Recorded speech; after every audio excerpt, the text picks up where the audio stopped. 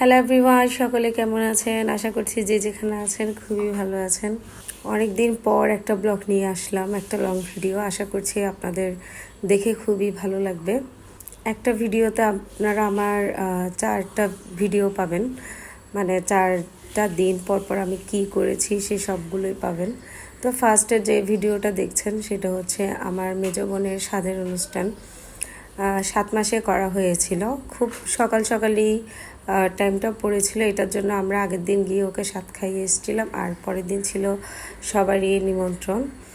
তো এখানে সবাই বসে আছে, আমরা সবাই গিয়েছিলাম। তো এইটা হচ্ছে আমার মেজো বোন, কেমন লাগছে জানাবেন। আর মা ওকে শাড়িটা দিয়েছিল, আর বাপের বাড়ি থেকে নাকি যে শাড়িটা দেয় সেটা নাকি পরতে হয়। আর এখানে এগুলো হচ্ছে আমার মার বিয়ে বেইন, মানে আমার মাসিতো বোনের শ্বশুর শাশুড়ি, ওনারাও গিয়েছিল। এরপর ছিল হচ্ছে খাওয়া দাওয়া শেষ করার পরে ছিল হচ্ছে বেবি শাওয়ারের কেক কাটিং ছিল। আজকাল তো এটা একটা ট্রেডিশন হয়ে গেছে মনে হয়, ট্রেডিশন বলে ভুল হবে, এটা সকলেই করে, আনন্দ নিয়েই করে। যাদের সামর্থ্য আছে তারা আরও অনেক বড় করে সেলিব্রেট করে দিনটা, যেহেতু নতুন অতিথি আসবে, একটা খুশির দিন, সেজন্যই এটা করা হয় না, যে যে পারে করে। আর স্বাদের অনুষ্ঠান তো এমনিতে সকলেই করে, যাদের সামর্থ্য আছে তারাও করে, যাদের নেই তারাও করে। সকলের মধ্যেই প্রতিটা পরিবারের মধ্যেই নতুন অতিথি আসার একটা আনন্দ থাকে, সেই আনন্দেই এটা করা হয়।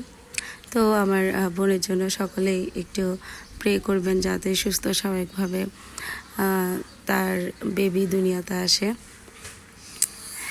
আর এরপরে ভিডিওটা হচ্ছে একটা ফুলের ভিডিও। এই ফুলগুলো আমি যখন ফুল কিনতে গিয়েছিলাম, উনিও আমাকে ফুলওয়ালি আমাকে নিচ থেকে দিয়েছে, বলে কি এগুলো দিবেন ভগবানকে। তো এগুলো একটু ক্যাপচার করে রাখলাম। আর শীতের মধ্যে কিন্তু এই ফুলগুলো খুবই ভালো ফোটে, সুন্দর লাগে দেখতে, একদম বড় বড় করেছিল ফুলগুলো। ওই দিন তো আমি পুজোটা খুব সুন্দর করে দিয়েছিলাম, তৃপ্তি ভরে একদম মন থেকেই। আর এটা ছিল হচ্ছে পরের দিন আমার মা একটা গোপাল ঠাকুর কিনেছেন, তো এখানে গোপাল ঠাকুরের প্রাণ প্রতিষ্ঠা করানো হচ্ছে। সকাল থেকে এগুলো চলেছে, বাট আমি একদম সকাল সকাল যেতে পারিনি, যেতে যেতে একটু লেট হয়ে গিয়েছিল। তো এখানে পুজোর সব কাজ শুরু করে দিয়েছিল, আমি জাস্ট যখন প্রসাদ পাওয়ার টাইম তখনই গিয়েছিলাম, ভোগ লাগানোর টাইম, প্রসাদ পাওয়ার টাইম তখনই। আর এখানে যখন আমি গিয়েছিলাম তখন দেখি এখানে গোপাল সোনাকে অভিষেক করানো হয়েছে। তো অভিষেক করাতে পারিনি, খুবই খারাপ লাগছে। আর এই তো গোপাল সোনা, পরবর্তী গেলে দেখাবো গোপাল সোনাকে কেমন লাগছে। আর এইখানে গোপাল সোনাকে ভোগ নিবেদন করা হয়েছে। ছোট করেই করেছে, বড় করে করতে গেলে তো বিশাল আয়োজন করতে হয়, আর সবসময় তো সেই শক্তিও থাকে না যে করবে। কারণ হচ্ছে রিসেন্টলি মা কিছুদিন ধরে একটু অসুস্থ ছিল, এটার জন্য আর এত বড় করে করা হয়নি।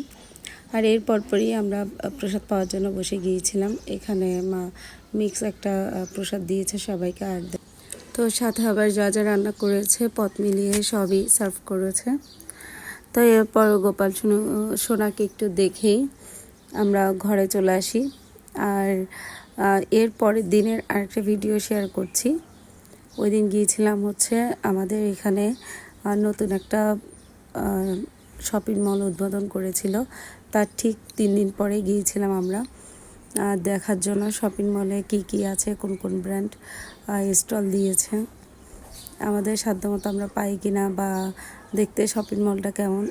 যেরকম একটা নতুন একটা শপিং মল খুললে বা নতুন একটা জায়গার মধ্যে কিছু একটা করলে যেরকম একটা এক্সাইটমেন্ট থাকে, সেটাই। আর দেখে তো খুবই ভালো লেগেছে আমার, খুবই নতুন নতুন দোকান দিয়েছে, খুবই ভালো ভালো ব্র্যান্ড এখানে আছে। সেটার নাম হচ্ছে কোহিনুর সিটি, চট্টগ্রামেই আছে। তো ওইখানে গিয়েছিলাম ঘোরার জন্য। আমি তো খুবই এক্সাইটেড ছিলাম, যেরকম মানে আমি আশা করছিলাম সেরকম আছে কিনা। আছে, খুবই সুন্দর করেছে, খুবই সুন্দর। আর খুব ভালো ভালো ব্র্যান্ড এখানে ছিল। আর জিনিসেরও কিন্তু যেমন ভালো ব্র্যান্ড তেমন ভালো দাম।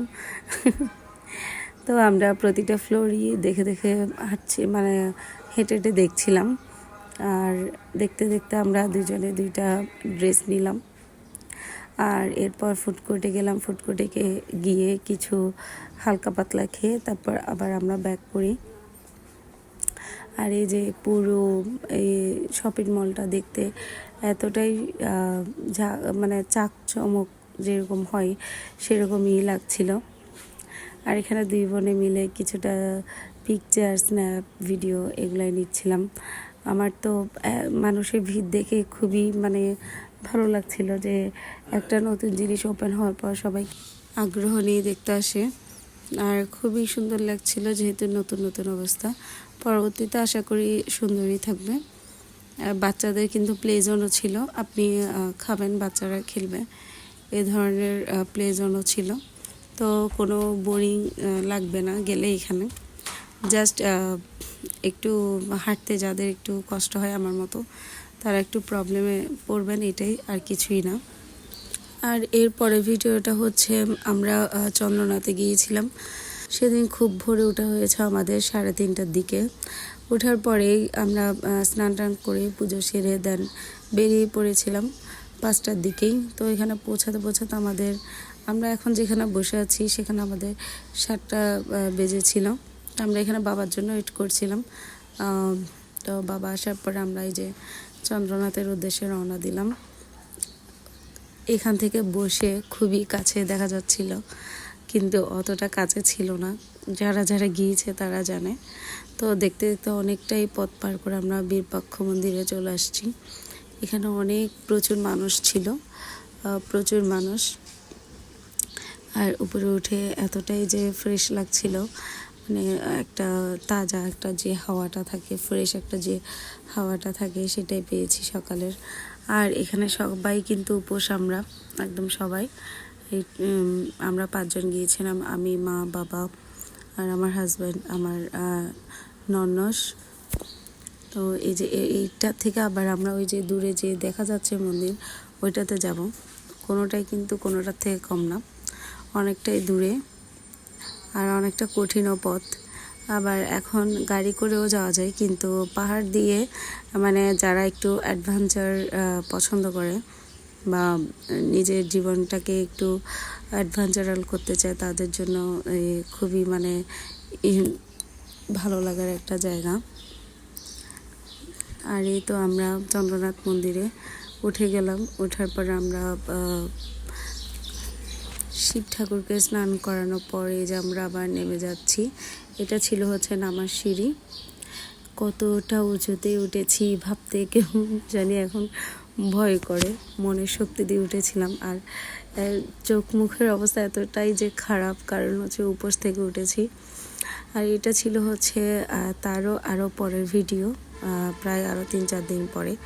ঘরের মধ্যে আমার মাসিতো ভাই বোন, ওদের বিয়ে হয়েছে, তো ওদের ফ্যামিলিকে ইনভাইট করেছিলাম। আর এখানে সব কিছুই রান্না করে আমি রেখেছি।